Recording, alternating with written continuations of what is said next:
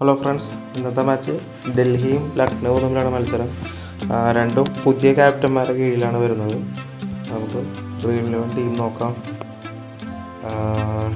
ഡൽഹിനെ നയിക്കുന്ന അക്ഷർ പട്ടേലും ലക്നൗവിൽ ഋഷഭ് പന്തും.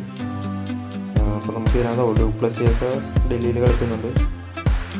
ഡ്യൂപ്ലസിനെ എടുക്കാം, കെ എൽ രാഹുലിനെ എടുക്കാം. ഇവരൊക്കെ എങ്ങനെ പോയാലും കളിക്കും. നമുക്ക് വിക്കറ്റ് കീപ്പറായിട്ട് പന്തിനാവും. പിന്നെ ഉള്ളത് മിച്ചൽ സ്റ്റാർക്ക്. നമുക്ക് എടുക്കാൻ പറ്റിയത്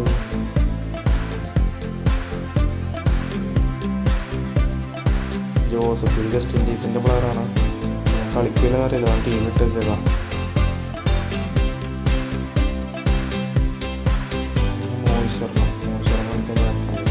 അപ്പോൾ മോഹിത് ശർമ്മയുടെ 90% പേര് മാത്രമേ എടുത്തിട്ടുള്ളൂ. അപ്പോൾ മോഹിത് ശർമ്മ പെർഫോം ചെയ്തിട്ടുണ്ടെങ്കിൽ നമുക്ക് പോയിന്റ് കൂടുതൽ കിട്ടാൻ ചാൻസ് കൂടുതലാണ്. വർഷപ്പെട്ട ഓൾറൗണ്ടറാണ്. ലക്നൗവിന് ഒരു ഓൾറൗണ്ടറാണ്.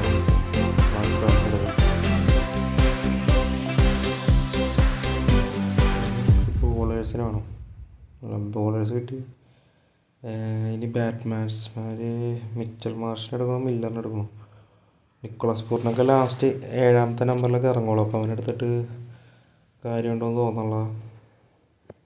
ജെയ്സൺ മക്രീവ് ഓപ്പണിങ് ഇറങ്ങി അടിക്കണവനാ, അവനെടുത്തേക്കാം. മിച്ചൽ മാർഷിനെ എടുക്കാം.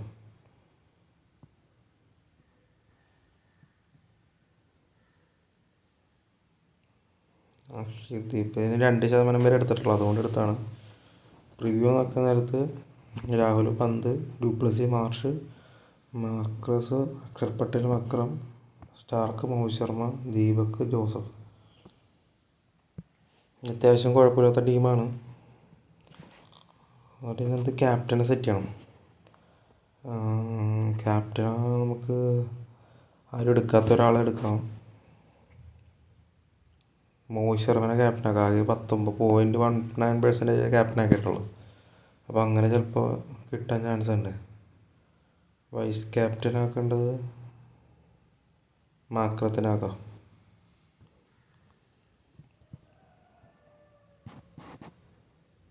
ഇനി നമുക്കൊരു ബാക്കപ്പും കൂടി ആഡ് ചെയ്ത് വെച്ചേക്കാം. ഇനി ആരെങ്കിലും കളിച്ചില്ലെങ്കിൽ ഇവർ കളിച്ചോളും.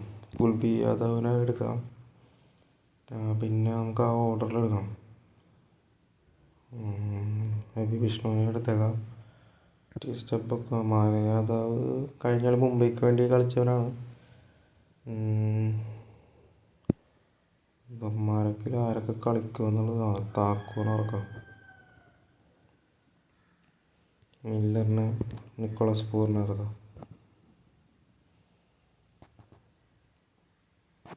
ഇനി നമുക്കൊരു കോൺടെസ്റ്റിൽ ജോയിൻ ചെയ്യാം. നമുക്ക് പ്രാക്ടീസ് മാച്ച് കളിക്കാം.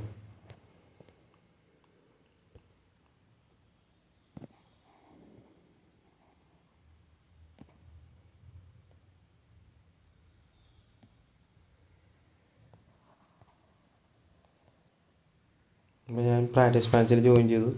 അപ്പോൾ നമുക്ക് ഈ ടീം എങ്ങനെയുണ്ടെന്ന് നമുക്കൊന്ന് നോക്കാം.